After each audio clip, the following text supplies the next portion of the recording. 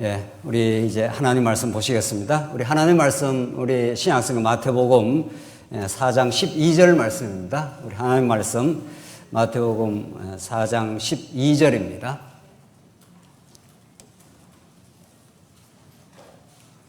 예, 찾으신 줄 알고 봉독 드리겠습니다. 우리 신약성경 마태복음 4장 12절입니다.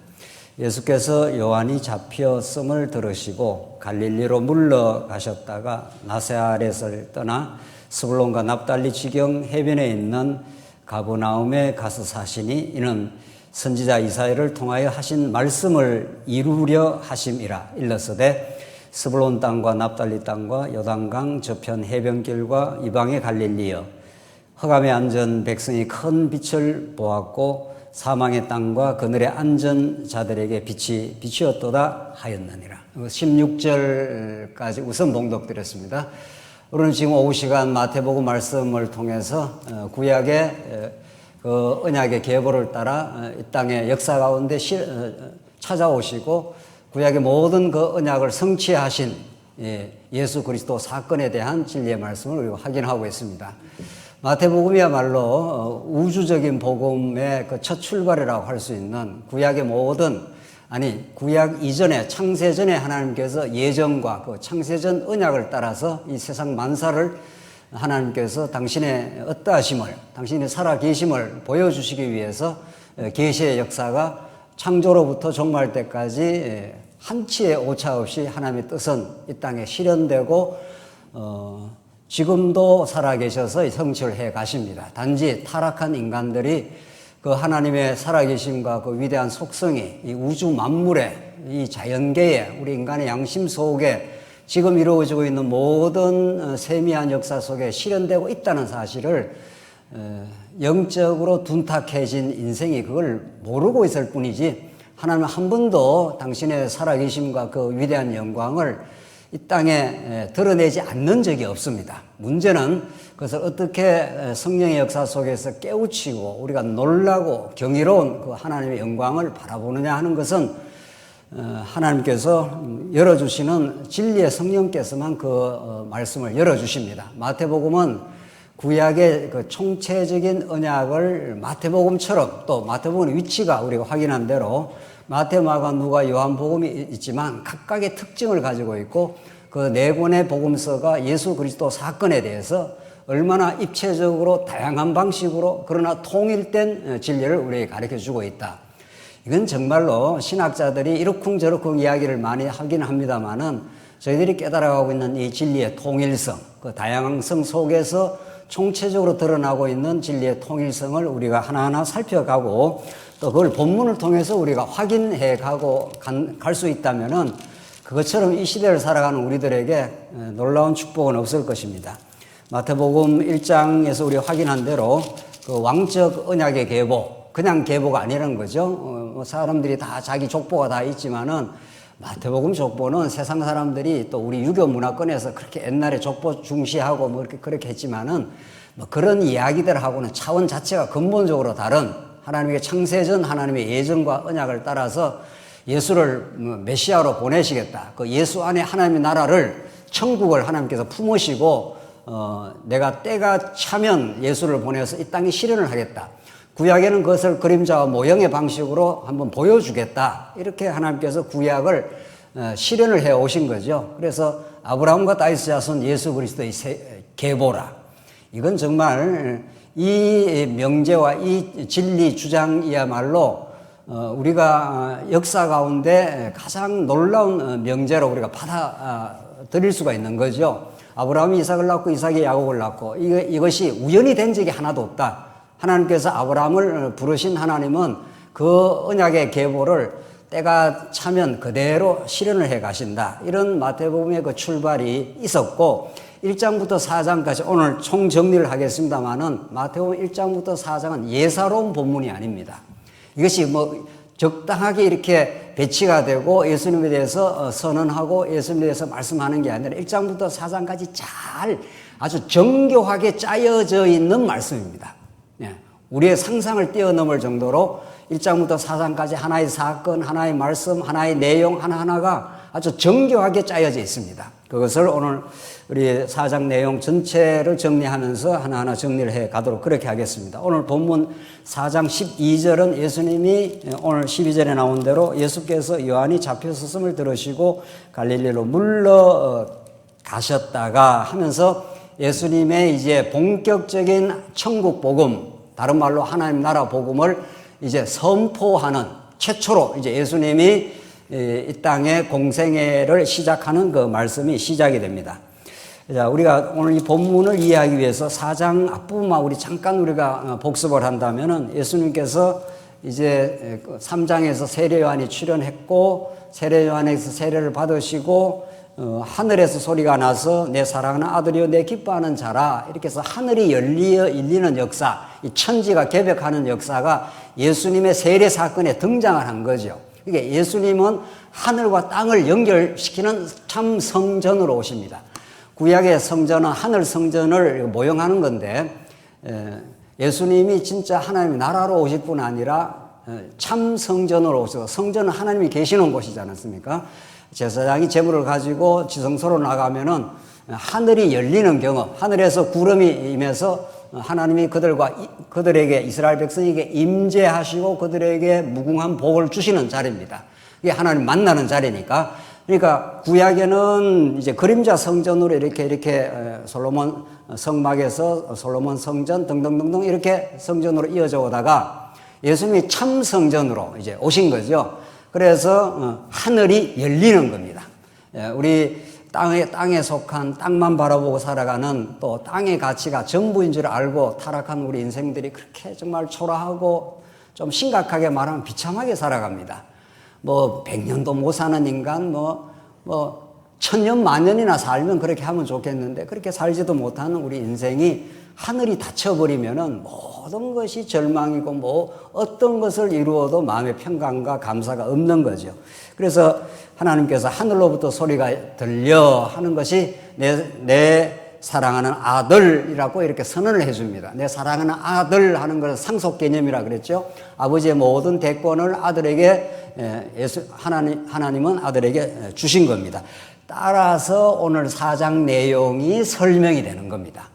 그러니까 3장에 나타나는 세례 사건과 하늘이 열리는 경험 그리고 내 사랑하는 아들이라고 하나님 아버지가 선포를 해준 거죠. 그 내용을 전제하지 않고 그걸 앞에 다 설명을 하지 않고 뭐 4장에서 예수님 그냥 시험을 받으셨던가 보다 이렇게 하면 말씀의 맥이 하나도 연결이 안 되는 거죠. 이전에 이제 마태복음 볼 때 1장은 뭐 계보, 2장은 무슨, 3장은 뭐 세례 요한 사건, 4장은 뭐 시험 사건 이런 식으로 자꾸 단절적으로 봐버리면은 우리가 진짜 깨달아야 될 이제 내 사랑하는 아들이라고 하나님께서 그렇게 선포를 해주시고 그 아들이 하는 일이 사단의 시험을 넉넉히 이겨버리는 겁니다. 왜냐하면 첫 아담은 사단의 유혹을 이기지 못했지 않습니까? 그래서 모든 인류가 사단의 종노로 하게 된 겁니다. 사단의 종노로 한다는 건 스스로는 사단의 종노로, 사단이 만들어 놓은 감옥, 이 죄의 종노로에서 아무도 스스로 벗어날 수가 없습니다. 이게 하나님의 작정하신 뜻이라는 거죠. 하나님께서 왜 그렇게 우리 언약 백성들에게 괴로움처럼 느끼는 죄의 종살이를 하게 하는가 이런 거죠. 그래서 죄라는 그 섭리가 우리들에게 괴로운 것이고 또 그것 때문에 갈등하고 그것 때문에 힘들어하는 과정을 거치지만 우리가 늘 탕자 비유 말하는 대로 탕자가 나가서 괴로워하고 몸부림치고 주려 죽는 경험이 있어야 돌아오는 그 참된 기쁨 돌아와서 그 누리는 아버지의 집의 풍요함 이런 것들을 뼈저리게 느낄 수 있고 절실하게 느낄 수 있고 오히려 그 방황했고 힘들었던 그것이 밑거름이 되어서 열매를 만들어내는 모든 생명의 씨앗이 땅에 썩은 거름덩이를 밑거름으로 삼습니다. 이 놀라운 하나님의 일반 계신 거죠. 푹푹 썩어 있는 그 거름덩이가 거기에 씨앗이 떨어져서 생명이 발화를 하지 않습니까? 복음은 그런 것입니다. 복음 안에 있는 하나님께서 복음을 우리가 증거하는 이 교회는 사람이 저런 사람은 복음 들을 만한 가치가 없어 저런 사람은 복음 못 들어 공부를 제대로 안 했으니까 복음 못 들어 이런 말 자체가 전부 무의미한 말씀입니다.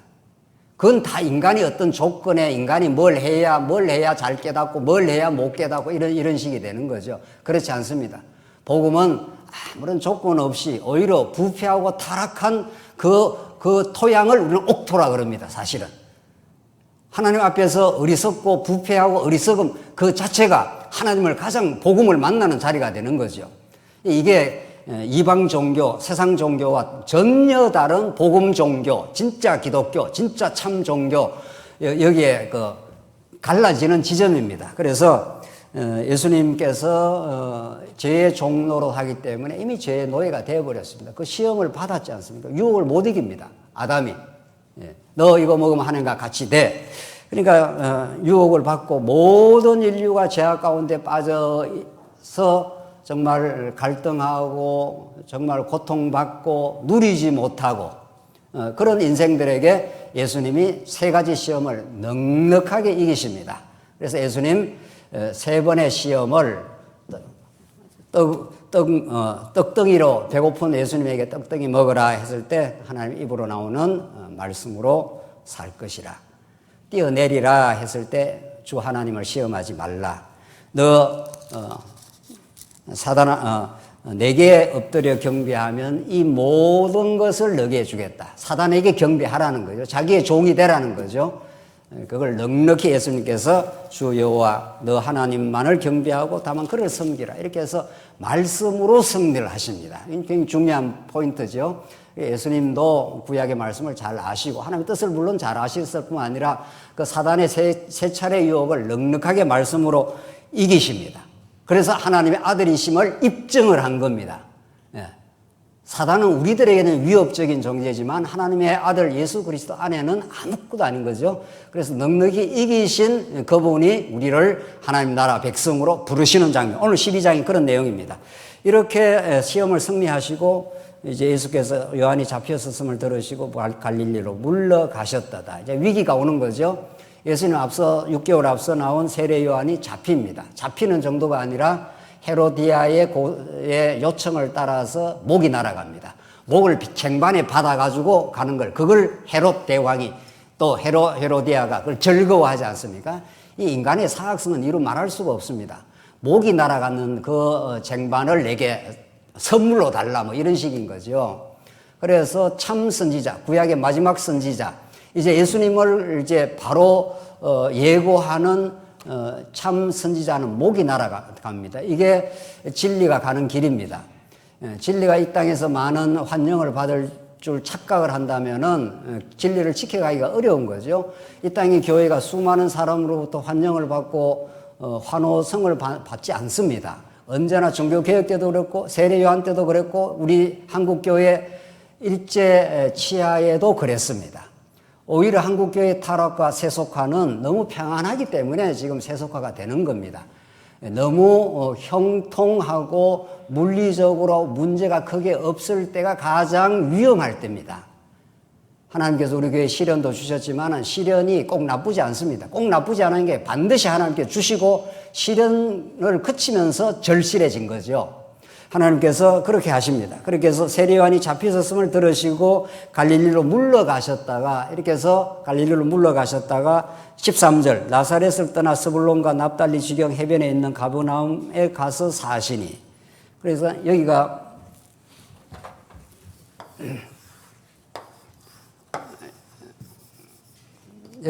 사해바다고 여기 갈릴리 호수입니다. 여기가 나사렛입니다. 여기가 이 일대가 스불론과 납달리 이 갈릴리 이방에 이렇게 지칭이 됩니다. 오늘 본문 한번 보시죠. 14절 이는 선지자 이사야를 통하여 하신 말씀을 이루려 하심이라 일렀으되 예수님의 일거수일투족은 마음대로 움직이지 않습니다. 예수님의 일거수일투족은 구약의 예언을 성취한다. 구약의 예언으로 드러내신 하나님의 뜻을 그대로 이 땅에 실현을 하시는 분이라는 거죠. 그걸 마태복음 1장인 4장이 너무도 많이 보여줬지 않습니까? 이런 말씀을 이루려 하심이라. 베들레헴에서 난다고 한 말씀을 이루려 하심이라.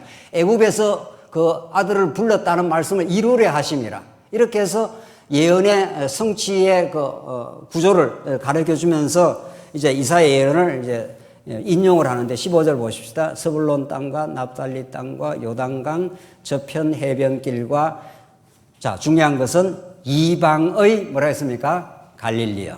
이 스불론 납달리 이 일대가 다 스불론 납달리 땅입니다. 여기가 나사렛이고 예수님 여기서 성장을 하시고 이 스불론과 납달리 이 땅을 총칭해 가지고 이방의 갈릴리입니다. 이방이라는 개념은 구약에는 아주 부정적인 개념입니다. 여러분과 저도 예수 이제 신약 시대에 이방인에게 복음이 전파된다.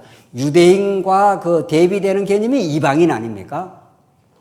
지금은 뭐 유대인이 대단한 뭐 존재도 아니지만 뭐 똑같은 한 여러 민족 중에 하나지만 구약에 따르면 구약의 기준에 따르면 유대인만 하나님의 백성, 유대인이 아주 중요한 하나님의 백성이지 이방인은 사람 취급에 들어가지 않습니다. 구약적 개념에는 버려진 인생 이런 거죠. 그러니까 갈릴리라는 것은 이미 이방의 갈릴리라는 것이 상징하는 의미가 무엇입니까? 여기는 북쪽 사마리아 땅, 그 위에 있는 땅, 예루살렘과 이 밑에 있는 그 땅과는 예루살렘 밑입니다. 여기니까. 그러니까 이 일대와는 구분되는 버려진 곳 이런 뜻입니다. 이방에. 그러니까 유대인들의 기준에는 이방인은 사람의 값어치가 없다 이런 식이란 말이죠. 그런 신약 예수님 오시고 나서 이제 이방 교회가 열려가지 않습니까? 사도 바울이 이제 터키 땅으로 가서 터키 땅 일대를 복음 전파하고 그다음 마게도냐 반도 이제 빌립보에서 이제 마게도냐 반도에서 환상이 보이면서 그게 전부 이방 땅입니다. 여기 유대인들의 기준은 여기가 자기들이 택한 땅, 젖과 꿀이 흐르는 땅, 이게 이제 구약 개념이란 말이죠. 구약에서는 이 땅이 이제 아주 중요한 땅인 거죠. 이 땅이 약속의 땅으로. 그러나 구약 시대가 이제 끝났습니다. 400년 중간기를 거치고 예수님 오실 때는 구약 다 끝났는데, 그러나 유대인들은 끊임없이 그들의 세계관, 그들의 가치관을 지금 유지하고 있습니다. 이게 400년 중간기를 거치고 말라기 선지자가 오고 아브라함과 다윗의 자손, 중요한 건 아브라함에게 하나님이 언약을 하시고 구약의 다윗 왕국에서 성취를 했습니다. 그러나 이제 그 이후에 또 나라가 갈라지고 다시 회복되는 역사가 있었는데 이걸로서 끝났습니다. 구약의 그림자와 모형적인 방식으로 하나님이 어떤 분이라는 것을 언약하시고 그 언약의 내용으로서 하나님의 나라를 언약하시고 구약에는 이게 이스라엘 나라인 거죠. 모형이니까. 우리 신약에는 하나님 나라라는 건 하나님이 통치하신다 이런 뜻입니다. 하나님이 모든 걸 주권적으로 통치하시고 다스리시고 하나님의 질서가 이루어지고 하나님의 안식을 주신다 이런 가장 하나님 주시는 복을 다른 말로 설명하라면 하나님의 나라인 거죠. 그렇죠? 우리가 언약을 얼마나 많이 강조를 해왔습니까? 그 언약을 강조한 건 너무 중요한 것이고 그 언약의 내용으로서 하나님 나라를 이렇게 다윗 왕국의 방식으로 보여주시고 구약에서 이제 끝났습니다. 400년 선제를 안 보냅니다. 캄캄한 세상을 하나님께서 구약 계시를 종결했습니다. 그러나 이 예수님 당시에 유대인들, 예수님 당시에 특별히 바리새인들, 서기관 이런 뭐 사두개인들은 이 구약의 전통을 그대로 특별히 에스라 느헤미야 시대 때 율법을 그들이 돌아와서 지킨다고 했던 그 율법을 자신들이 스스로 지킬 수 있는 거로 봤습니다.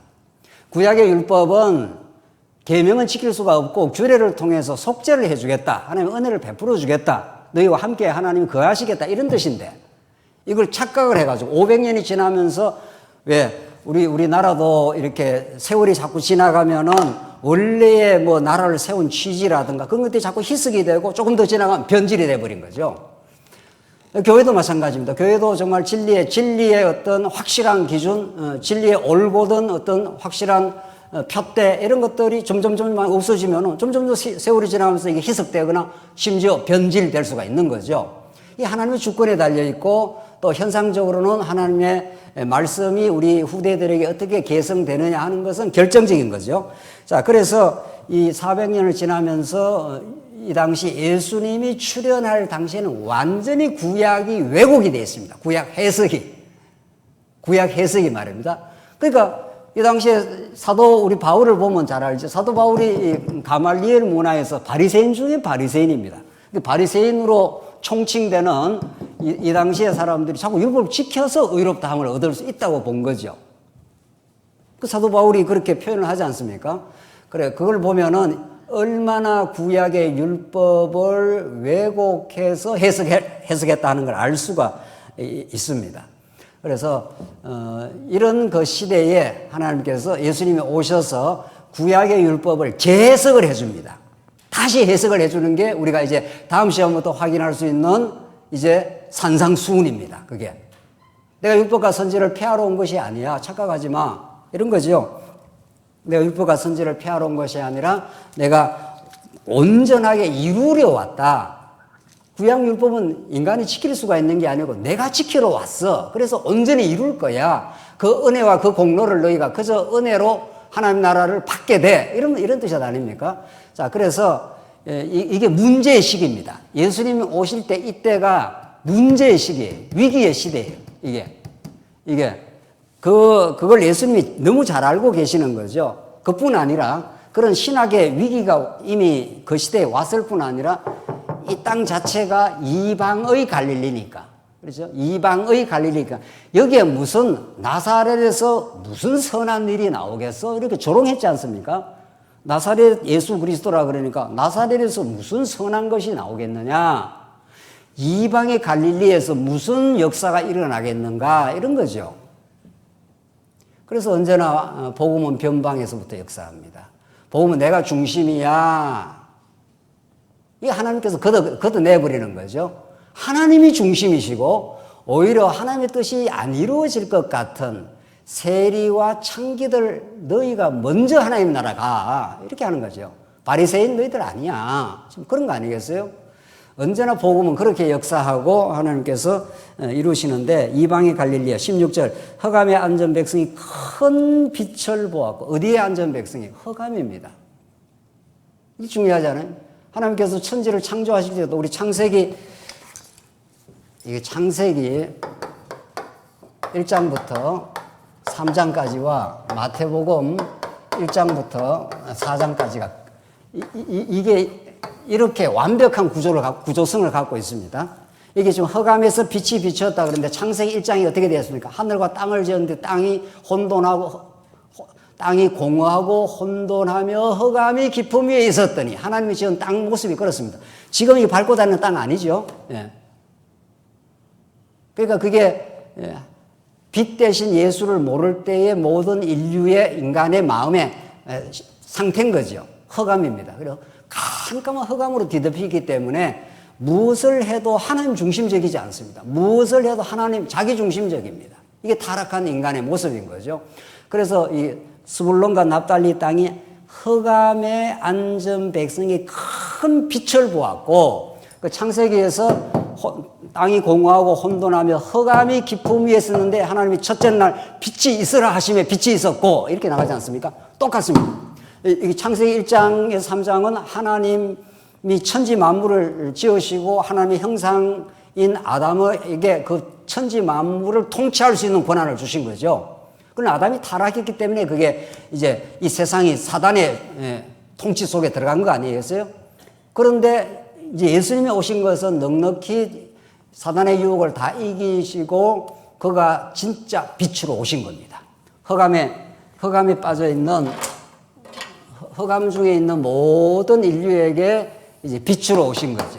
빛 대신 예수 그리스도입니다. 빛이라는 이 상징은 너무도 중요한 거죠. 서구 몇백 년 동안 서양 사상의 그 핵심을 계몽주의라고 합니다. 서구 철학적, 사회적 사상을 계몽주의, 영어로 enlightenment 이렇게 돼 있어요. 빛이 안에 있다 이런 뜻입니다. 그러니까 인간이 이성이 빛이다 이런 뜻입니다. 천만의 말씀입니다. 인간이 스스로 이성을 작동을 하고 이성을 통해서 과학을 발명하고 이 세계 질서를 깨닫고 인간이 세상을 다스릴 수 있다 이런 뜻입니다. 그게 계몽주의입니다. 우리말로 번역을 계몽주의라는데 영어로는 enlightenment 이렇게 되어 있습니다. 얼마나 이게 엉터리라는 표현보다도 서구 사상 자체가 얼마나 잘못된 거죠. 그게 소크라테스부터 쭉 이어왔던 인간의 이성의 실현자, 인간의 이성을 잘 발달시키면은 스스로도 컨트롤할 수 있고 세상의 제도도 아름답게 만들 수 있다. 이게 민주주의다. 뭐 이런 식이에요. 과학기술, 민주주의. 이게 오늘날 우리 다 지금 정치 지도자들이 뭐 과학을 뭐 어떻게 한다, 민주주의를 한다. 안 됩니다. 그걸로서 하나님 나라 절대로 오지 않습니다. 공산주의도 엄청 과학을 중시합니다. 안 됩니다. 공산주의도 안 되고 민주주의도 안 되는 겁니다. 하나님의 나라는 어떤 이성의 힘으로도 가능하지 않습니다. 흑암에 빛이 비추어야 됩니다. 흑암에 빛이 비추어서 빛이 우리 안에서 이렇게 발광체가 될 수가 없습니다. 우리는 다 흑암의 존재이기 때문에 빛이 밖에서 비추어 들어와야 됩니다. 그래서 예수님이 세상의 빛이라 요한복음에 그렇게 나오는 거죠. 그래서 예수님을 발견했다는 것은 너무 놀라운 사실입니다. 이 감격과 기쁨과 이 깨달음이 필요한 거죠. 어두움의 밤길을 걸어갈 때 그 혼돈, 그 막막함, 어디로 가야 될지 모름, 이게 다 모든 보편 인류의 운명입니다. 어디로 갈지 어떻게 압니까, 자기가? 미래가 어떻게 알지 누가 압니까? 아무도 모릅니다. 엉뚱한 소리 하고 있는 거죠. 양자 역학이 엄청 발전했는데 발전하면 발전할수록 미래가 불확정하다는 겁니다. 모른다는 겁니다, 미래를. 누가 미래를 예언할 수가 있습니까? 그러나 우리가 오전 시간에도 말씀드린 대로 하나님 창조하시고 예수 그리스도를 보내시기를 정해놓으시고 마지막 날 예수님 오실 그때가 오면 이런 거죠. 그날이 오면 이렇게 되어 있습니다. 이 하나님의 창세전 예정을 따라 창세전 언약을 따라서 하나님께서 역사를 주도하시겠다. 역사 안에도 계시지만 우리 예수님은 역사 밖에도 있습니다. 이게 영원한 존재자인 거죠. 그게 하나님이신 거죠. 그런 진리의 말씀이 지금 마태복음에서 쾅쾅쾅 막 터져나가는 겁니다, 지금. 이런 것을 우리는 하나님 나라 복음이라고 합니다. 그래서 큰 빛을 보았고 사망의 땅과 그늘에 앉은 자들에게 빛이 비추었다. 사망의 땅입니다. 이 땅에 다 사망이, 다 죽겠다는 소리 아니에요. 다. 살겠다는 사람은 그래 없어요. 진짜 복음을 깨달아야 생명의 그 기쁨을 누리고 살고 싶고 내가 살아야 될 이유가 있고 죽을 이유도 있다 이래야 됩니다. 이게 복음이라는 것은 우리가 그냥 이렇게 적당히 무슨 뭐 이렇게 듣는 말씀이 아닙니다. 죽었던 인생 사망의 어두운 그림자 속에 살고 있는 자에게 다시 빛이 비추었도다 하지 않습니까? 여러 경로를 통해서 성도님들의 이야기를 듣고 있는데 다들 힘들어합니다. 세상살이 복음 안에 있어도 힘들 때는 힘듭니다. 복음 밖에 있으면 뭐 힘든지 뭔지도 모르고 살아가는 거고 복음 안에 있는데도 그렇게 만만치 않는 삶이 진행이 된다는 겁니다. 그러니 우리가 얼마나 이 빛된 복음이 필요합니까? 17절 이때부터 예수께서 비로소 전파하여 이르시되 회개하라 천국이 가까이 왔느니라. 똑같습니다. 세례 요한의 그 선포의 내용하고 똑같은데 중요한 건 17절에 이때부터 예수께서 비로소 전파하여 이제 본격적인 모든 준비 작업이 다 끝났습니다. 모든 준비 작업이 끝나고 예수님이 하시는 제1성이 세례 요한이 했던 명제하고 똑같습니다. 회개하라 천국이 가까이 왔느니라. 예수님이 오셔서 천국 선언을 한 겁니다. 하나님 나라를 선언한 겁니다. 자, 우리가 언약을 굉장히 중시하는데 여전히 언약은 골격이고 뼈대로 중요합니다. 뭘 언약을 했냐고요. 구약에 뭘 언약을 하고 뭘 이루었느냐는 거죠. 그냥 언약 성취만 뭐 주문 외우듯이 외울 게 아니라 뭘 언약을 하셔서 어떻게 하나님이 이루심으로 여호와 되심을 확정하고 입증을 하셨냐고요. 그렇잖아요. 그게 바로 구약의 하나님 나라에 관해서 언약을 아담에게 하시고 둘째 아담, 진짜 아담인 거죠. 마지막 아담인 거죠. 그 예수님이 오셔서 회개하라 천국이 가까이 왔느니라. 내가 천국으로 지금 가까이 지금 왔다 이런 뜻입니다. 나만이 천국이고 내가 천국을 이 땅에 설립할 수 있고 내가 통치할 수 있고 너에게 천국을 선물로 줄 수 있다 이런 뜻 아닙니까? 그러니까 하나님 나라 복음이라는 게 맞는 거죠. 그동안은 이제 언약 성취가 아주 중요한데 예수님 자체가 회개하라 천국이 가까이 왔느니라. 내가 지금 진짜 천국으로 왔다. 너희들은 죄와 사망에서 몸부림치고 괴로워하고 어디로 갈지 모르고 뭐 해도 마음에 시원함이 없고 뭘 이루어도 시원함이 없고 뭘 안 이루어도 시원함이 없습니다. 우리 인생에. 그래서 예수님이 회개하라. 우리 이미 앞에서도 정리한 대로 회개는 반성이 아닙니다. 무슨 성경에 나오는 말씀을 세상에서 우리가 경험했던 걸로 그냥 그걸로 부합해서 뭐 그런 뜻인가 보다 이렇게 하면 성경은 전혀 모르는 거예요. 모르는 게 아니고 성경을 왜곡합니다. 성경은 성경 그 자체의 고유한 개념을 갖고 있습니다. 성경 전체가 하나의 개념 틀을 갖고 있기 때문에 하나님이 하신다 이런 뜻 아닙니까? 회개는 우리가 하는 게 아닙니다. 보통 사람들은 자기가 좀 잘못하면 반성도 하고 잘못했다 그러지 않습니까? 그럼 회개가 아니에요. 뭘 기준해서 잘못했고 뭘 기준해서 반성을 하냐고요. 자기가 세우는 적당한 기준에 의해서 적당히 반성을 하는 거죠. 그건 더 나쁜 겁니다. 하나님 앞에서는. 우리는 반성할 수 있는 가능성도 없던 사람입니다. 이게 중요합니다. 우리가 반성할 수 있으면 예수가 왜 와야 됩니까? 자기가 반성해서 그냥 잘 살아버리면 되지. 그러니까 모든 유교나 계몽주의나 모든 세상 철학, 세상 사상은 자기가 뭘 좀 하고 자기가 어떤 일을 할 수도 있고 자기가 반성할 수도 있다고 보는 거예요. 반성 안 합니다, 인간은 절대로. 아니, 책략적으로 반성은 합니다. 내가 이 반성을 통해 가지고 더 큰 영향력을 발휘하기 위해서는 반성을 합니다. 하나님을 모르면 회개가 이루어지질 않습니다. 기준 자체가 하나님 존전입니다. 회개의 기준 자체가 하나님이시고 그 하나님이 우리를 돌이키게 하십니다. 이거 분명하게 정리가 되십니까? 이걸 분명하게 이렇게 정리를 안 하면 뭐 조금 반성하면 그게 회개한 걸로 생각한다면 그럼 예수가 왜 필요합니까? 성령이 왜 필요하냐고요. 성령은 반성을 할 수도 없고 반성의 표준도 없습니다. 우리는 하나님을 모르면은. 그러니까 하나님 모르면 끝까지 합리화를 하는 겁니다. 인간은. 회개는 하나님 주시는 가장 아름다운 열매입니다. 자기 자신을 향해서 달려가던 자기가 주인된 삶으로 달려가던 우리를 예수님이 오시고 성령이 오셔서 우리를 완전히 돌이켜서 하나님 품으로 이끌어 가시는 활동을 회개라 합니다. 그래서 회개하라고 명령하신 예수님이 실제 회개할 수 있도록 하나님 나라의 권세가 얼마나 큰지 내가 하나님 나라의 왕이야. 너는 왕이 아니잖아. 이렇게 쾅쾅쾅 하나님 나라를 선언을 합니다. 만물을 바다를 잠잠케 해버립니다. 예수님이. 죽은 자를 적석에서 일으킵니다.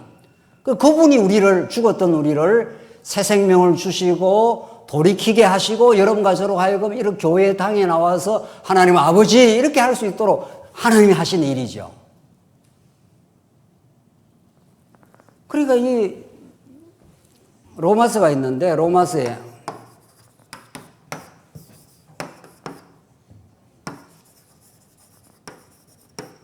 로마서가 크게 세 부분으로 나와 있습니다. 물론 이제 앞에 서론이 있지만, 그러니까 인본주의에서는 다 인간이 한다는 거 아니에요. 자기가 잘못도 자기가 하고 반성도 자기가 하고 그래서 자기가 노력해서 의롭게도 되고 그래서 열매도 자기가 맺고 이게 안 믿는 사람들 하는 이야기입니다. 그런데 성경은 다 하나님이 하시겠죠. 그런데 어중간한 이 기독교가 있습니다. 이게 알미니안이라든가 조금 나온 칼빈주의는 잘못은 내가 했다. 이런 거죠. 그리고 하나님이 도와주시고 우리가 붙들어야 된다. 구원도. 하나님이 영적 예배, 영적 예배 사는 건 우리가 열심을 내고 하나님이 또 도와주셔야 된다. 이런 식인 거죠. 그렇지 않습니다. 네. 몽땅 하나님이 하십니다. 불의한 가운데 가두시는 분도 하나님이고 의롭다고 건져내시는 분도 하나님이고 우리를 하여금 여러분과 저로 하여금 은혜의 감동으로 주를 위해서 열심히 살아가는 것도 하나님이 하십니다. 모조리 다 하나님이 하시는 거죠. 그렇게 돼야 우리 공로가 없습니다. 우리 예수 믿은 것 자체가 놀라운 하나님의 선물입니다. 교회를 봉사하는 것도 놀라운 하나님의 도우심입니다. 선물입니다. 그러니까 우리 자랑할 게 하나도 없는 거죠. 더 많이 교회를 봉사하면 봉사할수록 그 감사가 넘치지, 내가 이렇게 교회를 많이 섬겼어라는 의식 자체가 없습니다. 복음 안에서 하면은. 그러니까 예수님께서 종말 때 너가 나를 위해서 찾아와서 물을 주었고 나를 위해서 하니까 나 그렇게 한 일이 없는데요. 그렇지 않습니까? 왜? 자기 의식으로 한 게 아니니까. 김아무개 의식으로 봉사를 한 게 아니기 때문에 주님이 찾아오셔서 주님이 하신 일이니까 내가 한 일이 없는데요. 이렇게 나가는 거예요. 너 나를 위해서 목마를 때 물을 가져다 줬고 이렇게 하니까. 이 신비로움, 이 복음의 위대함, 이 복음의 압도적인 그 은혜의 사역 말이죠. 그걸 느끼는 사람은 정말 감사가 넘칩니다. 생생하게 살아 움직입니다. 정말 이렇게 내가 예수를 믿은 것도 교회를 봉사하는 것도 말이죠. 회개는 하나님이 하시는 놀라운 역사입니다. 사역입니다. 회개하라 하신 하나님께서 회개하도록 우리에게 말씀을 가르쳐 주시고 돌이켜서 천국을 이루어준다. 천국이 가까이 왔느니라 했지 않습니까? 천국으로 오신 예수님이 천국을 우리 가운데 침투를 시켜주는 거죠. 우리가 언제 천국을 만들려고 애를 썼습니까? 언제 우리가 이렇게 교회 생활을 뭐 하려고 작정을 한 적이 있습니까? 하나님이 태어나 보니까 모태신앙이든가 또 뭐 예수 안 믿고 살다가 언제가 어떻게 어떤 계기에 교회로 인도돼서 우리 뭐 교회 성도님들은 뭐 예수 믿으려고 믿은 게 아니고 누구 따라서 와서 예수 믿는 사람도 있고 뭐 별 사람 다 있지 않습니까? 그게 다 하나님의 놀라운 섭리라고요. 천국으로 인도해 가시는. 그래서 회개하라 천국이 가까이 왔느니라. 이렇게 예수님이 선언을 하시고 18절로 22절은 천국을 선언을 했으니까 천국 백성을 만들어야 될 거 아닙니까? 하나님께서 아브라함에게 약속을 해서 내가 구약의 하나님 나라는 이스라엘 나라니까 내가 하나님 나라를 큰 민족을 큰 나라를 이루어 주겠다 하고는 자손을 번창시켜 갔지 않습니까? 똑같습니다. 그런 것처럼 18절 갈릴리 해변에 다니시다가 두 형제 곧 베드로라 하는 시몬과 그의 형제 안드레가 바다에 그물 던지는 걸 보시니 그들은 어부라 말씀하시되 나를 따라오라 내가 너희를 사람을 낚는 어부가 뭐라고 했습니까? 되게 하리라 이렇게 되어 있습니다. 20절 그들이 곧 그물을 버려두고 예수를 따르니라. 거기서 더 가시다가 두 형제 곧 세베대의 아들 야고보와 그 형제 요한이 그의 아버지 세베대와 함께 배에서 그물을 깁는 것을 보시고 부르시니 그들이 곧 배와 아버지를 버려두고 예수를 어떻게 해요? 따르니라 이렇게 되어 있습니다. 예수님이 가다가 이 두 사건인데 두 사건은 한 사건이죠. 원리적으로는 베드로와 안드레를 부르시고 그 다음에 세베대의 아들 야고보와 그 형제 요한을 이제 부르시는 장면인데 얼마나 놀랍습니까? 너 나를 따라와서 하나님 백성 될래 말래 디스커션 하지 않았습니다. 예수님이 천국 백성을 만드는 방식이 우리 교회에서 무슨 회의를 하듯이 이렇게 하실랍니까? 안 하실랍니까? 뭐 의견을 한번 내보십시오. 이렇게 안 했습니다. 교회는 하나님의 주권을 믿고 그냥 그렇게 회의를 하는 거지만은 그것도 하나님 주권대로 되는 거지만은 예수님이 너를 나를 따라오느라 이렇게 했습니다. 이거는 뭐 주권적인 그냥 명령입니다. 명령을 받고 베드로와 안드레가 한번 생각을 해보겠습니다. 뭐 이렇게 했습니까? 아니 본문이 그렇게 돼 있냐고요. 따라오느라 내가 너희를 사람을 낚는 어부가 되게 하리라. 20절에 그들이 뭐라고 했습니까? 본문이 어떻게 되어 있어요? 곧 그물을 버려두고 예수를 곧 이렇게 됐습니다. 이건 뭘 의미하는 겁니까? 내가 좀 검토를 해보겠습니다. 생각을 해보겠습니다. 이런 말이 없지 않습니까? 성경에. 그러니까 성경은 그렇게 지금 하나님이 명령하시고 하나님의 주권적인 명령하신 그분이 그렇게 이루어내신다 이런 뜻입니다. 따르게 만들어버립니다. 이 한 사건만을 보더라도 천국 백성 되는 데는 내가 검토를 했거나 내가 한번 생각을 해보거나 이렇게 해서 천국 백성이 안 되었기 때문에 천국 백성이 되는 게 아니기 때문에 내 편에서 0.00001%도 보탬이 안 됩니다. 그래야 우리가 영원히 찬송을 하죠. 내 편에서 조금이라도 내 편에 뭐가 보탬이 되면 천국 가서 예수님도 많이 찬송하고 또 내가 좀 보탰으니까 우리 고명하신 권사님들 천국 가서 예수님도 찬송하고 또 자기도 좀 찬송을 해야 될 거 아니에요. 그렇지 않습니다. 성경은 영원히 그분만을 찬송하십니다. 영원히 찬송하면서 그 기쁨과 감사, 그 희열, 그 놀라움, 그 경이로움, 이게 천국입니다. 성경이 이렇게 명료한데 말이죠. 왜 이렇게 성경이 복잡하게 뒤틀리는가 말이죠. 여기처럼 이렇게 뒤틀리는 거죠. 뭐 하나님이 좀 하시고 우리도 좀 하고, 우리가 열심히 내면 하나님이 뒤에서 밀어주시고 이런 식인 거죠. 그렇지 않습니다. 우리가 성경이 이게 66권이 참 얼핏 보면 복잡한 여러 사건으로 진행되는 것 같아도 그 원리를 알고 보면은 너무 깔끔하고 잘 정리가 될 수 있습니다. 마지막입니다. 23절 예수께서 온 갈릴리에 두루 다니사 그들의 회당에서 가르치시며 천국 복음을 전파하시며, 나오지 않습니까? 예수님이 천국 복음이래요.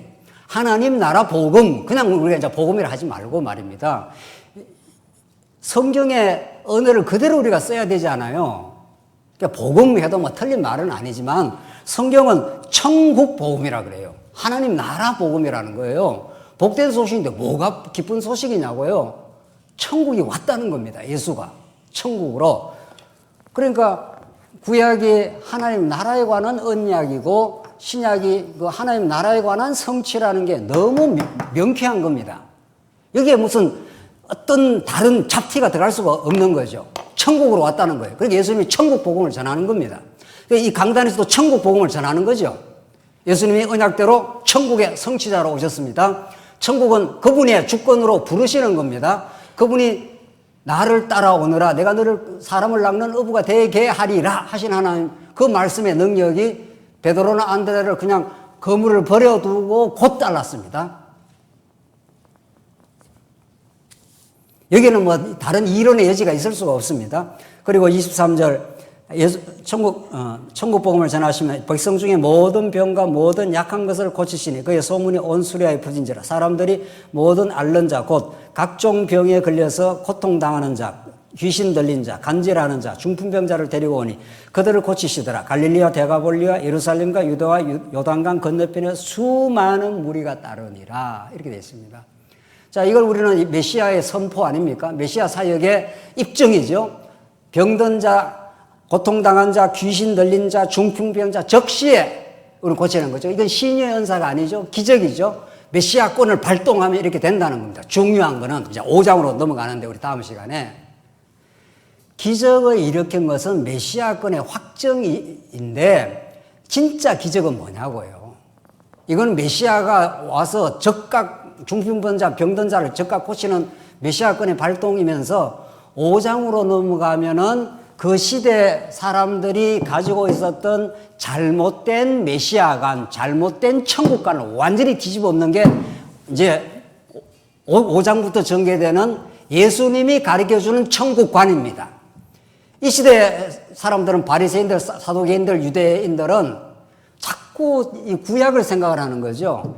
구약 다윗 왕국 같은 좀 왕국이 와서 강력한 나라를 또 예수님이 직접 중풍병자를 적식해서 고치고 하니까 그렇게 좀 해달라는 거 아니겠어요?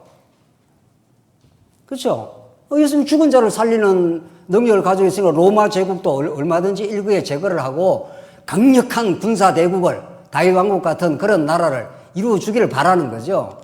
예수는 그들의 기대를 딱 저버리고 예수님이 뜻하시는 하나님 나라를 실현합니다. 그것이 심령이 가난한 자 복이 있나니 천국이 너희의 것이며 이런 식으로 나갑니다. 이제 그러니까 예수님이 오신 것은 세상 나라 유대주의죠. 그게 세상 나라고 세속주의인데 세속주의는 로마 제국이 세속주의를 반영하고 유대인들은 유대주의를 반영합니다. 이게 다 인간이 뭘 할 수 있다는 거예요.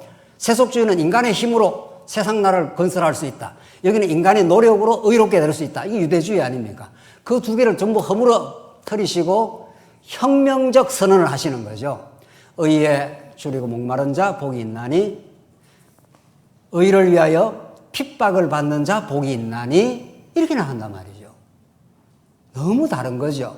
그들이 기대했던 메시아관, 그들이 기대했던 천국에 대한 이해를 완전히 뒤집어 엎고 하늘이 우리에게 전달해주는, 여러분과 저에게 전달해주는 진짜 천국, 진짜 하나님의 나라, 화평케 하는 자 복이 있나니 하나님의 아들이라 일컬음을 받을 것이며, 이렇게 새로운 천국에 대한 메시지, 새로운 건 아니죠. 물론 구약에 이미 예언된 건데, 구약은 그림자요 육체적이요 물리적인 그런 이스라엘 나라를 건설했지만은 예수님 오셔서 진짜 여러분과 저에게 필요한 나라, 심령의 천국을 만들어가는 나라, 이 세상 무엇과도 바꿀 수 없는 진짜 하나님 나라, 그 하나님 나라를 누리기만 한다면은 우리 이 땅에 무엇을 겪어도, 어떤 걸 겪어도 그것이 영원한 하나님의 나라니까.